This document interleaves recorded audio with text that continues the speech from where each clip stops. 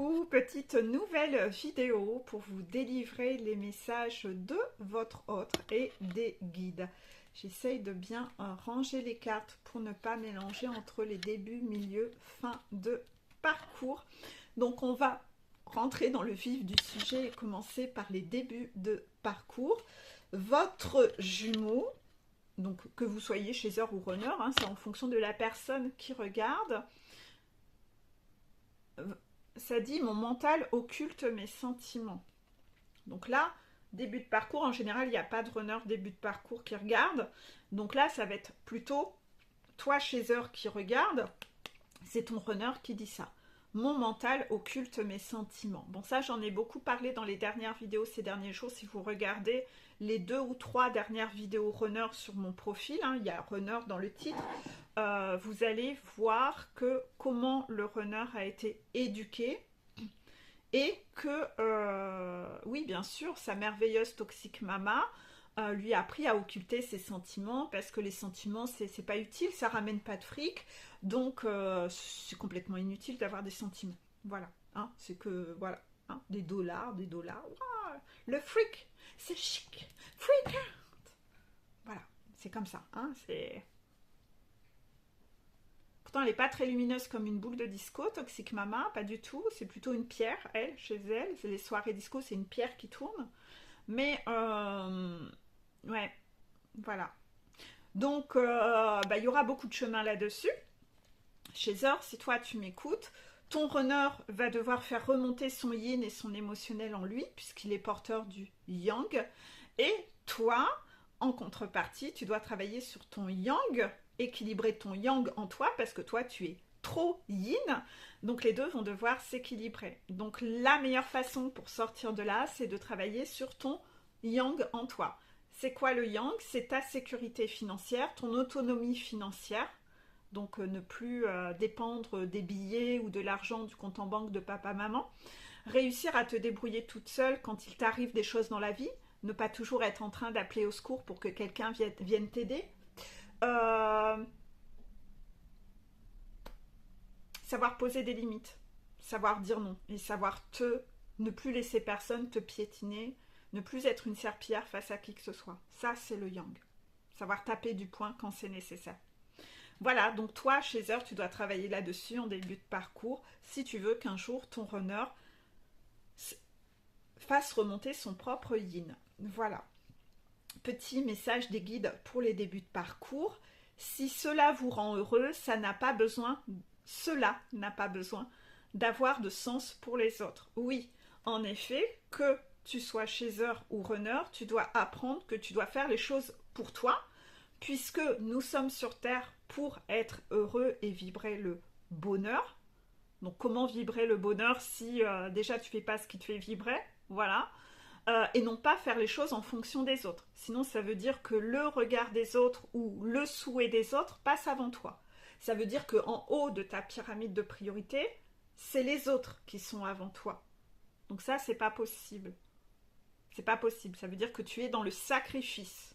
Ça veut dire que tu fais passer les besoins ou les exigences des autres avant les tiennes. Donc tu es dans le sacrifice. À cause de tes blessures, hein. Par peur d'être abandonné, par peur d'être rejeté, par peur d'être humilié. Donc il faut que tu travailles sur tes propres blessures, que tu travailles sur tes propres guérisons pour en venir à faire les choix en fonction de toi. Donc si tu en es encore à faire valider tes choix par papa, maman ou les amis ou ton environnement, bah tu as un 0 pointé. Tu dois faire les choses en fonction de toi. Tu n'es plus un enfant, tu es un adulte. Donc si cela vous rend heureux, cela n'a pas besoin d'avoir de sens pour les autres. Celui qui laisse décider à sa place, c'est le fuyant de la blessure de rejet. Ouais, moi mon avis il importe peu, donc voilà. Il se rejette lui-même, il rejette ses propres choix et il fait en fonction de ce que lui disent les autres. Il laisse les autres penser pour lui.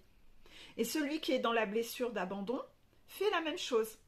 Il s'abandonne lui-même. Il doit toujours faire valider aux autres.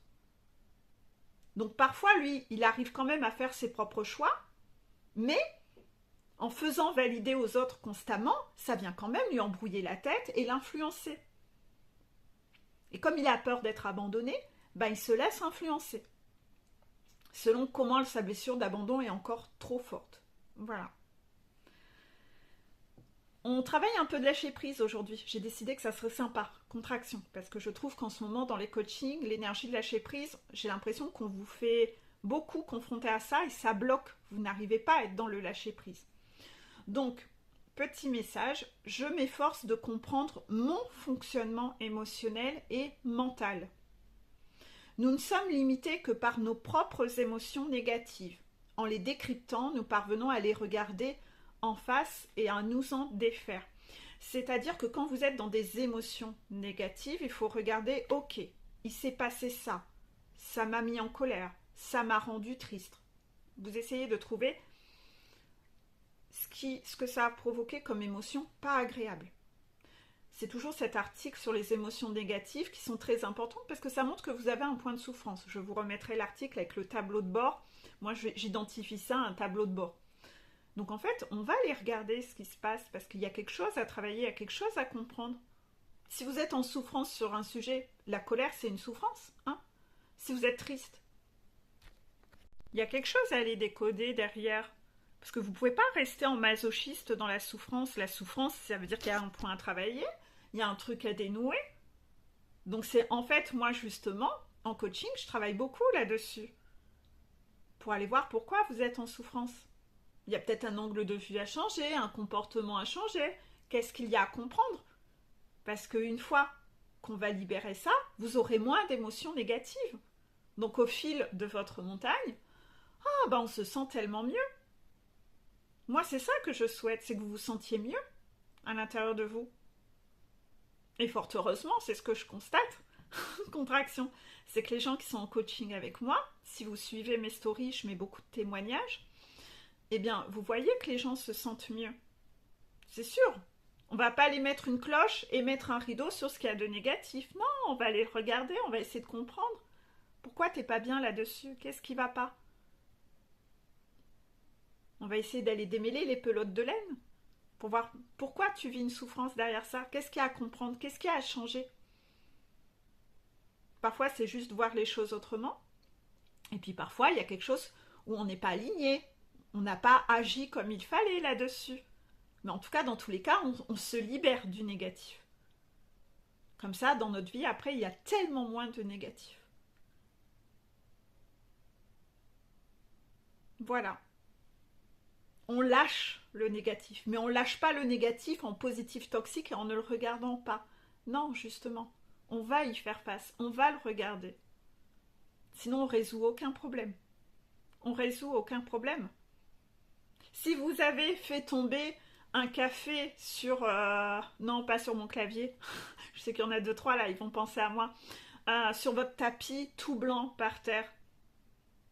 Est-ce que de jeter une serviette dessus et la laisser là, ça résout le problème?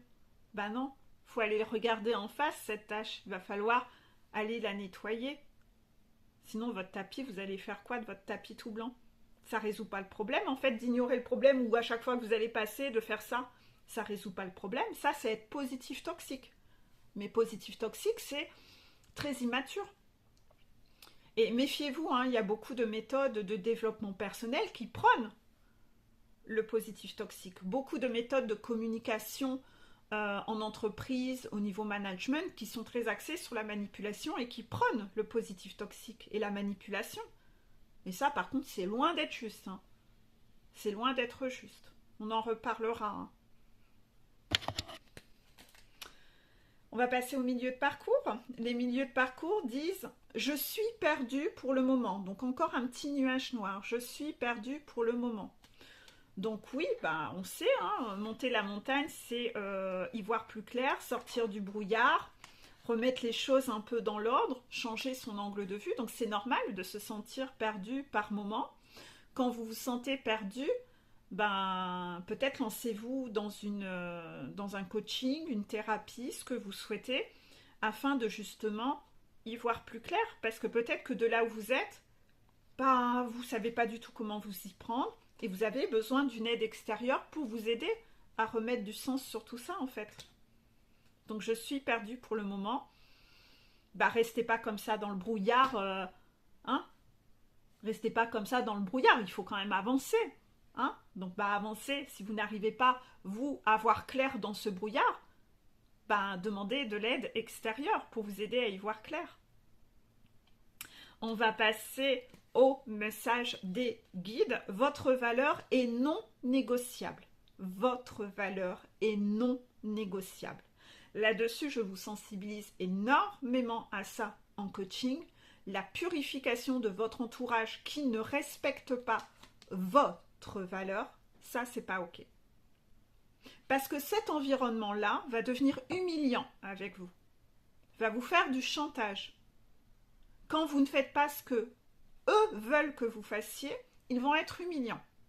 Ils vont venir vous saboter toute votre estime. Ils vont venir vous détruire intérieurement. Ils viennent détruire votre enfant intérieur. Ils viennent détruire votre valeur. Vous devez vous éloigner de ce genre de personnes. Vous devez leur clouer le bec dès qu'ils ouvrent la bouche. Vous devez savoir taper du poing et poser des limites pour qu'ils arrêtent de faire ça. Vous devez être dans le yang et défendre votre enfant intérieur. Rappelez-vous cette réunion à l'intérieur de soi, entre le masculin, le féminin et l'enfant intérieur. Votre valeur est non négociable. À chaque fois que tu laisses un parent, même un enfant qui te manque de respect, ton enfant, c'est pas OK non plus. Tes parents, c'est pas OK. Ton chef, n'importe qui te souille, ton conjoint, même ton jumeau, c'est pas OK. Tu loupes un défi en laissant passer. Même être flamme jumelle, c'est pas être dans le sacrifice de son jumeau. C'est des défis que vous avez à relever. Et ces défis, vous arrivez peut-être à les relever avec certaines personnes, et avec d'autres personnes, il y a beaucoup trop de dépendance affective, et là, vous n'y arrivez pas. Eh bien, vous devez continuer à progresser afin que ce soit avec tout le monde. Parce que votre valeur est non négociable. C'est à vous de défendre votre valeur. C'est à vous de défendre votre enfant intérieur. Personne ne le fera pour vous. Vous devez réveiller votre yang. Donc votre valeur est non négociable. Vous avez des défis autour de ça. Si vous loupez les défis, ça veut dire que vous préférez être en sacrifice. On va vous offrir du sacrifice. Donc vous aurez des foudres sacrifices. Puisque c'est ce que vous aimez, c'est ce que vous commandez à vos guides. Vous commandez à vos guides de « j'aime bien le sacrifice. Aujourd'hui encore, je me suis laissé souiller et j'ai rien dit. » Dans même pas 48 heures, vous aurez une foudre sacrifice. Un truc qui vous fera mais bien chier. Et quand vous en aurez marre d'avoir que des foudres, enfin vous allez vous réveiller. C'est un entraînement. Vos guides sont des entraîneurs, c'est pas des livreurs. La spiritualité Amazon, c'est pas OK. Voyez vos guides comme des entraîneurs, mais pas comme des livreurs de cadeaux. Non. Les cadeaux, c'est quand vous vous êtes bien entraîné. Vous êtes transformé. Vous avez le droit à des récompenses sur le chemin. Et là, dites-leur bien merci quand c'est le cas. Mais si vous faites rien, il n'y a pas de livraison. Voilà. Si vous n'allez pas bosser, vous n'aurez pas de salaire. C'est comme ça la vie. Faut rester ancré dans la matière et dans la réalité des choses. Vous devez devenir. Petit travail sur le lâcher-prise. Donc, petit travail sur le lâcher-prise concernant les mi-parcours. Je découvre que mes désirs ne sont pas tous spontanés. Nous nous l'aurons quand nous sommes à la recherche de la sécurité absolue, de la réussite idéale. Ce ne sont pas là de vrais désirs dictés par notre nature profonde, mais l'expression d'un besoin d'être rassuré face à la peur de vivre. En prendre conscience, c'est déjà faire une plus grande place à l'émergence de nos vrais désirs. Ça rejoint encore le fait que la plupart des choses que vous voulez dans votre vie et auxquelles vous vous accrochez, c'est parce que c'est ce que vous connaissez et vous pensez que ça, c'est votre sécurité. Dès que le changement opère chez vous, si vous êtes tout désorienté, vous êtes en panique. Oh là là là là, j'avais pas prévu ça dans le scénario. Ah là là. Je rappelle toujours que cette sécurité, vous devez aller la chercher en vous. Votre sécurité ne dépend jamais de l'extérieur. Si vous pensez que votre travail, c'est votre sécurité, vous allez être dans le sacrifice par rapport à ce travail, parce que vous allez tellement avoir peur de le perdre, puisque c'est votre sécurité. Donc vous allez accepter des situations de sacrifice par rapport à ce travail. Donc, la source va venir péter dessus, parce que vous n'êtes pas un être libre, vous êtes devenu esclave de votre travail, ou esclave de personnes dans votre travail, qui vous manquent de respect, qui vous souillent, mais vous n'osez rien dire, puisque votre sécurité, c'est votre travail. Donc vous vous interdisez plein de choses. Si votre sécurité, c'est le compte en banque de vos parents, parce que vous ne savez pas être votre sécurité financière, eh bien on va venir taper là-dessus. On va venir taper là-dessus. Donc vous aurez des foudres concernant ce parent, des foudres concernant l'argent. Ou peut-être vous allez perdre ce parent. Ça peut être très radical. Mais en tout cas, dans tous les cas, si vous ne savez jamais rien faire seul et en allant chercher votre sécurité, tout ce à quoi vous vous accrochez, je vous l'ai déjà dit 1001 fois, ça vient taper là-dessus. Regardez autour de vous. J'ai encore eu un témoignage cette semaine. Une personne, son ami venait de perdre son papa. Et la première question, j'ai eu, ah ouais, son papa c'était... Ouais, je ne vais pas rentrer dans les détails. Son papa... J'ai dit, elle était très accrochée à son papa. Son papa, c'était sa sécurité. Oui, bah oui, voilà. On vous le dit 1001 fois. Tout ce à quoi vous vous accrochez, ça va venir taper là-dessus. Parce qu'une fois qu'on a fait péter tous les piquets, que vous serez seul, vous allez bien être obligé d'aller chercher la solution en vous et de devenir votre sécurité. Parce que quand vous êtes comme ça aussi tellement accroché à un parent, il y a plein de choses que vous permettez à ce parent. De vous souiller, de vous manquer de respect, de contrôler votre vie, de faire vos choix en fonction de ce parent pour le satisfaire, de le faire passer avant vous. C'est pas ok. Vous pouvez pas être dans un lâcher-prise quand vous êtes esclave d'éléments extérieurs. Donc oui, à chaque fois que vous allez vous accrocher à l'extérieur, vous ne pourrez jamais être dans ce lâcher-prise. Vous êtes en insécurité constante, puisque vous n'avez pas le contrôle sur les choses. Quand cette sécurité est en vous, vous avez le contrôle. Mais tant que ça dépend de l'extérieur, vous êtes toujours en insécurité, puisque votre sécurité dépend de choses que vous ne pouvez pas maîtriser. Donc ça vous met dans un état de stress permanent. Mais si vous êtes dans un état d'anxiété, de stress permanent, ben vous ne pouvez pas être en lâcher-prise. Et comment vous vivrez votre relation de flamme jumelle dans ces cas-là?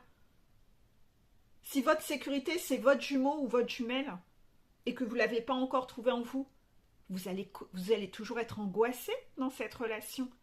Vous allez soit être dans le sacrifice et chercher à correspondre à ce jumeau, de tout faire comme lui aimerait que vous fassiez, et vous laisser contrôler, être dans le sacrifice, par peur de le perdre. Donc vous n'allez pas vibrer le bonheur. Cette relation sera dysfonctionnelle. Ou alors, vous allez toujours chercher à avoir une emprise sur lui, à contrario, pour « Ah, t'étais avec qui? Qu'est-ce que t'as fait ?» Parce que vous allez toujours avoir peur qu'il rencontre quelqu'un, ou voilà, il n'y aura aucun rapport de confiance. Ça va être du flicage, ça va être du contrôle, et vous allez devenir hyper toxique avec cette personne étouffante dans la dépendance. Et vous n'allez pas être des personnes libres dans la relation. Donc la relation, dans tous les cas, une relation flamme jumelle, si on n'a pas guéri, la relation va droit dans le mur, à l'échec. Donc vous devez guérir avant. Et vous le voyez bien, à chaque fois que vous cherchez à aller dans des relations pansement avant d'être en haut de votre montagne, à chaque fois ces relations vont être sabotées. Ça va droit dans le mur, parce que vous n'avez pas guéri vos fonctionnements.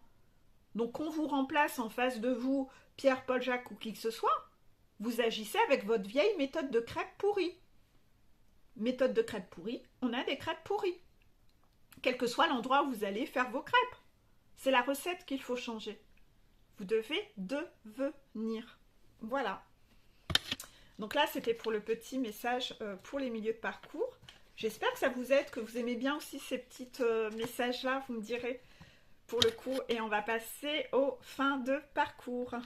Je suis désolée si je parle très vite aujourd'hui, hein. C'est pas... Donc on va passer aux fins de parcours. J'ai changé d'endroit parce que j'avais besoin de libérer la pièce. Votre ordre vous dit je sais qu'on repassera de bons moments, ce qui veut dire que votre ordre est dans un esprit positif. Donc attention à ça, hein, parce que être positif c'est bien, avoir de l'espoir c'est bien, mais il ne faut pas en venir à être positif toxique là encore et perdre la notion de la réalité. Le runner qui se dit je sais qu'on repassera de bons moments, mais qui ne revient pas vers sa chaiseur, ben plus le temps file, plus la chaiseur va rencontrer son âme sœur et se casser. Hein. Et elle aura le choix de rester avec son âme sœur ou de repartir avec son runner. Hein. Ça, la source va pas punir la chaiseur de rester avec son âme sœur. Elle n'aura pas de foudre hein, là-dessus. Elle aura le droit. Parce que le runner, quand on envoie l'âme sœur au chaser, c'est que le runner a trop traîné et qu'il a loupé beaucoup de défis et qu'il a été dans le sabotage. Et la chaser, on ne peut pas la sacrifier si longtemps. Donc si vous êtes dans cette énergie de je sais qu'on repassera de bons moments, mais que vous ne faites rien, vous prenez d'énormes risques en fait. Vous prenez d'énormes risques. Voilà. Et le chaser, à côté de ça, si le chaser est dans cet état d'esprit-là et est toujours dans l'attente que son runner revienne et ne lâche pas prise, quand on est dans l'attente, ça veut dire que le chaser s'interdit encore d'accueillir la vie. Et ça, si on lui envoie par exemple une âme sœur au chaser, et que le chaser, normalement il vibre hein, avec cette âme sœur, mais qu'il repousse parce qu'en haut de sa pyramide de priorité, il continue de mettre son runner, ben c'est pas bon non plus, puisqu'il ne se met toujours pas lui en priorité, et qu'il refuse ses vibrations. Donc il fait exactement la même... Il devient dysfonctionnel comme le runner en fait. Et il se sacrifie une fois de plus. Donc s'il se sacrifie, il va obtenir du sacrifice. Donc son runner ne reviendra pas non plus. Donc vous voyez, c'est un peu le serpent qui se mord la queue en fait. Difficile hein, cette notion-là. Je sais que c'est difficile. Je vous parle beaucoup de cette âme sœur primordiale depuis quelques vidéos. J'essaye, si vous les regardez toutes, vous avez des clés pour vous faire votre idée par rapport à ça. Parce que c'est pas moi qui déciderai pour vous là-dessus. C'est une question de libre arbitre à ce niveau-là. Mais dans tous les cas, vous devez, dans ce libre arbitre, ne jamais choisir d'être dans le sacrifice. Jamais. Parce que être dans le sacrifice, c'est de nouveau repartir, redescendre la montagne quand vous êtes dans le sacrifice. Tout ça, c'est des tests, hein, c'est des défis pour voir si vraiment vous êtes aligné, si vraiment vous êtes transformé, si vraiment vous avez compris.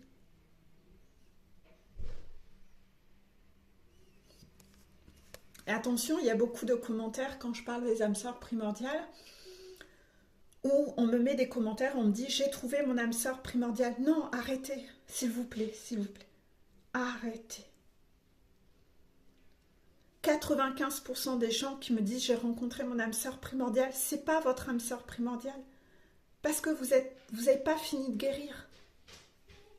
Je vous remettrai en dessous cette vidéo sur les âmes sœurs. Vous tombez dans le piège. Donc c'est pas parce que je fais une vidéo où dans le titre c'est écrit âme sœur primordiale et que vous venez de rencontrer un gars où ça vibre pas, où il n'y a rien, qu'il faut dire que c'est votre âme sœur primordiale. Rien que le fait que vous le formuliez dans un commentaire et que vous disiez « c'est mon âme sœur primordiale » alors que ça l'est pas du tout, vos guides se rendent compte à quel point vous êtes encore en dépendance affective et rien que de par là, vous venez de louper votre défi.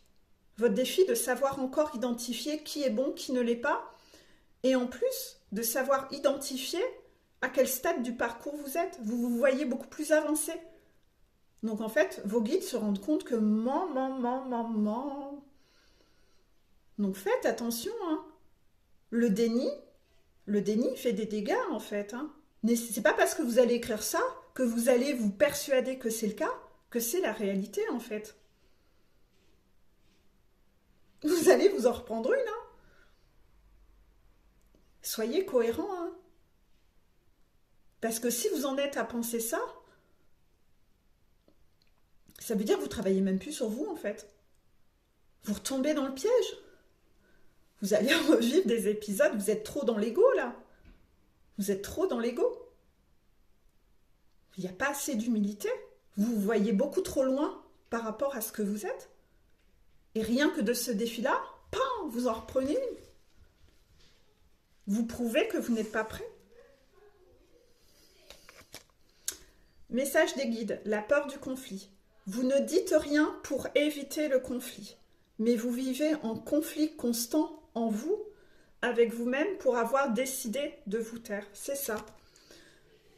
C'est quelque chose que je connais particulièrement parce que c'est quelque chose que j'ai traîné pendant très très longtemps. Les gens qui me sont proches et qui regardent cette vidéo le savent parce que j'en ai parlé et j'ai mis moi-même du temps à conscientiser que j'avais ça en moi en fait. De mon enfance, j'ai nourri en moi cette peur du conflit en fait. Cette peur du conflit. C'est inconfortable pour moi d'en parler encore parfois.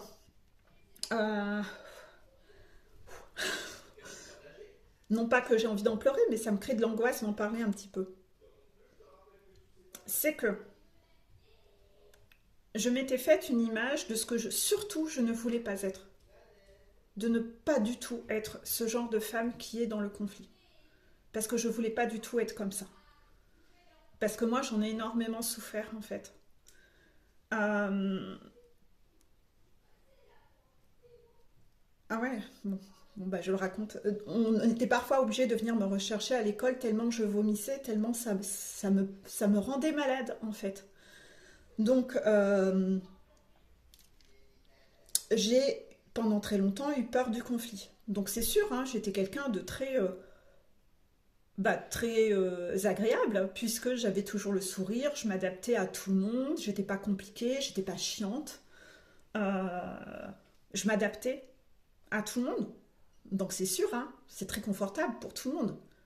Mais dans ces cas-là, vous vous entourez de personnes toxiques qui abusent de vous, en fait. Et comme vous dites jamais rien, bah, c'est la porte grande ouverte au sacrifice. Vous laissez tout le monde entrer et vous dites jamais rien puisque vous avez peur du conflit. Parce que vous associez que quelqu'un qui se met en colère ou quelqu'un qui est dans le conflit, c'est laid, c'est pas beau en fait. Et vous voulez pas être comme ça. Donc vous créez une sorte d'illusion où vous vous dites non mais ça c'est pas bien grave, oh je vais pas m'énerver pour si peu. Voilà comment j'étais. Mais en fait on devient positif toxique. On se laisse avoir, on se laisse marcher sur les pieds, on devient une serpillière en fait. Mais on trouve toujours des excuses pour pas accabler les autres. Non, bah c'est pas bien grave. On s'habitue à cette vidéo la main dans le feu. Je remettrai en dessous. On s'habitue à ça. Ça devient normal. Puis on se dit toujours que c'est pas bien grave. Il y a pire dans la vie. On va pas s'énerver pour si peu. Et donc on m'a fait travailler ça. Comment? Bah en ayant des gens qui sont de plus en plus toxiques en face de moi, qui poussaient le bouchon de plus en plus loin, où j'ai dû apprendre à poser des limites, apprendre à dire non, avoir des caractères forts qui me manquaient de respect, et oser crier quand c'était nécessaire, oser crier encore plus fort qu'eux si c'était nécessaire. Même si c'était pas ce que je voulais être, bah parfois c'est nécessaire. Parfois c'est nécessaire. Donc encore aujourd'hui, parfois j'aime pas avoir à vivre un conflit, mais même si j'aime pas ça, j'y vais quand même en fait. Même si parfois j'ai un peu peur, c'est plus vraiment de la peur. Ouais, contraction, c'est plus vraiment de la peur, c'est parce que j'aime pas. Bah, j'y vais quand même. Parce que c'est nécessaire. Parce que si je le fais pas, ça sera tellement pire en fait, ce que je vais subir derrière en fait. Donc c'est du masochisme de pas le faire. Je préfère avoir un petit moment que j'aime pas, plutôt qu'un long moment que j'aime pas en fait.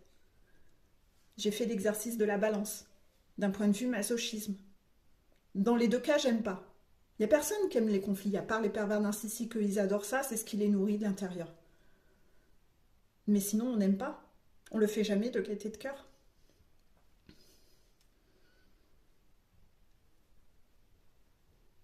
Donc plutôt un petit moment qu'on n'aime pas ou un grand moment qu'on subit pendant très longtemps.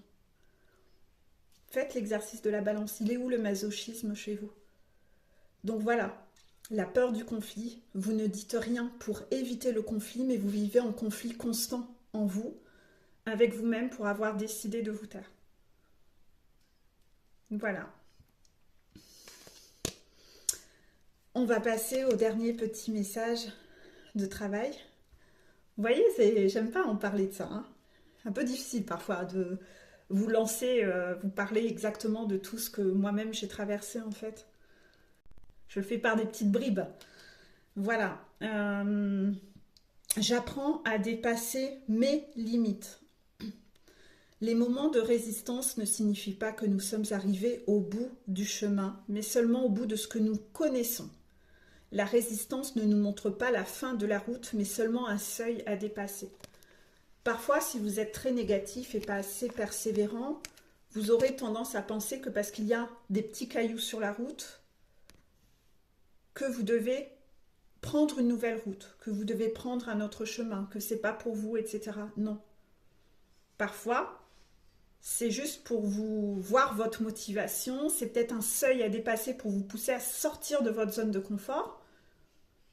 C'est peut-être pour vous rendre plus persévérant, c'est peut-être pour réveiller du yang en vous. Mais ça ne veut pas toujours dire qu'il faut baisser les bras et abandonner en fait. Parce que si vous ne voulez que de la facilité, la facilité c'est souvent justement ce qui n'est pas bon pour vous. Ce qui est trop facile, parfois c'est pas toujours ce qui est bon. Je remettrai aussi cet article, ça va en faire des articles que vous devez lire.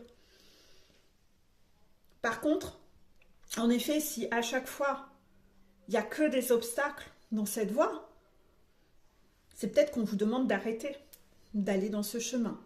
C'est très difficile de savoir ce que l'on attend de vous. Ça, pour le coup, il n'y a que vos guides qui vont vous clarifier les choses. Donc pour ça, il faut déjà avoir cette capacité de communiquer avec vos guides, leur poser la question et essayer d'avoir des signes de leur part. Ou alors, il faut faire appel à quelqu'un qui sait communiquer avec vos guides pour savoir qu'est-ce qu'ils attendent de moi. Ça, c'est le genre de choses que moi, je suis capable de faire. Peut-être pas tout le monde. Ça, c'est un psy, ne saura pas vous le dire, puisque lui, ne communique pas avec les guides. Voilà, ça, à vous de faire appel à des gens qui savent communiquer avec les guides, parce que moi, jamais je manquerai d'humilité au point de vous dire ce que vous devez faire. Je vais toujours demander à vos guides, à vous, quel est votre chemin et ce que l'on cherche à vous faire travailler. Donc je vais vous transmettre ça. Mais moi, en tant que Peggy, de là où je suis, j'ai pas la vision d'ensemble de votre parcours d'incarnation et de votre chemin et des gens autour de vous. Je me permettrai jamais de vous donner cette... Ce serait très égotique de ma part de me permettre de le faire. Contraction. Donc quand je vous donne une réponse, c'est toujours que j'ai demandé à vos guides. Hein. Là-dessus, moi, j'estime qu'ils sont bien au-delà de moi. Hein. J'ai cette humilité-là. Hein. Voilà. Donc c'est eux qui vont savoir dire ce que l'on cherche à vous faire travailler. Et même parfois, je vous écoute et je me dis « Ah tiens, c'est vrai. Moi, en tant que Peggy, c'est vrai. Il y a de quoi se poser la question. Ben, je vais poser la question au guide. » Et on obtient, voilà, illico la réponse. Parce que je ne connais pas votre parcours de vie depuis votre naissance. Je ne sais pas ce que vous avez à développer. Je ne sais pas sur quoi vous péchez intérieurement. Quels sont vos points bloquants ou vos points bloquants des vies antérieures qu'il y a à transcender. Là encore, ne vous focalisez pas trop sur vos vies antérieures. Hein. Ça vous défocalise de la vie et de l'instant présent et vous vous éparpillez. Ça vous rend trop perché mais pas assez ancré dans la matière. Voilà. J'espère que... Donc j'apprends à dépasser mes limites. C'est ça. J'apprends à dépasser mes limites. J'apprends à sortir de ma zone de confort.